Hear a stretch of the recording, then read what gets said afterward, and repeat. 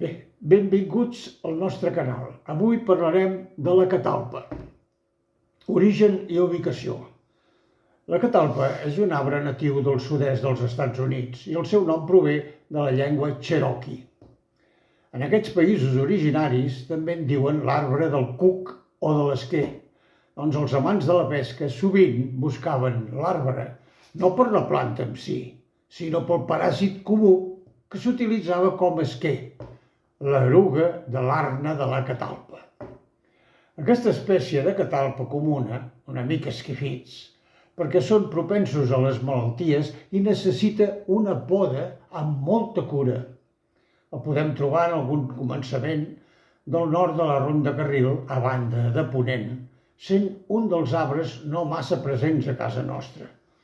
Acostuma a utilitzar-se molt com a arbre ornamental, gràcies a les seves propietats ombrívoles, i són molts els ocells que hi fan vida protegint-se de la pluja i del vent.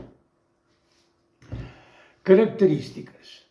Aquest arbre pot arribar a fer de 10 a 15 metres d'alt, amb un tronc de fins a 1 metre de diàmetre, encara que els de casa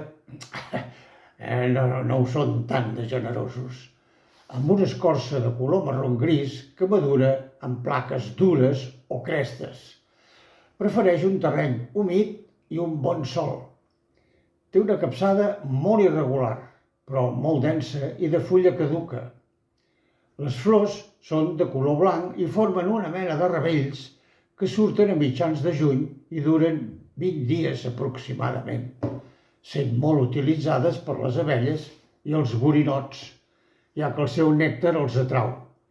Essent molt fàcil la capturació perquè la forma de les flors els hi facilita el ser còniques i molt obertes.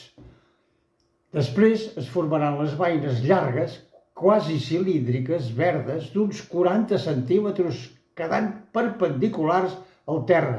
Amb una maduració es tornaran de color marró fosc. Dintre tenen les llavors dures i alineades, allargades i alades, que ajuden a la dispersió. Per això, en alguns llocs l'anomenen l'arbre de les mongetes. Estan a l'arbre fins a la primavera següent i cauran en el moment de la nova brotació. Bé, parlem de la fusta. La fusta és tova, com el pi blanc, i molt lleugera. No es podreix fàcilment, com moltes d'aquesta mena. Es feien servir per tanques i també travesses de la via del tren. En l'actualitat, degut al seu bonic gra, es poden fer decoracions per interiors. Té unes propietats especials i gairebé úniques per les talles. Tot tenint en compte aquestes característiques, la seva fusta no és massa apreciada com a font de fusta utilitzable, sobretot tenint en compte la tendència de l'arbre a créixer completament tort. Bé, conclusió. Estem davant d'un arbre no massa utilitzat en els nostres verals, perquè cal tenir molta cura degut al ser molt propens a les malalties. Bé, sobretot, estimem els arbres de la mateixa manera que ells ens cuiden a nosaltres. Salut!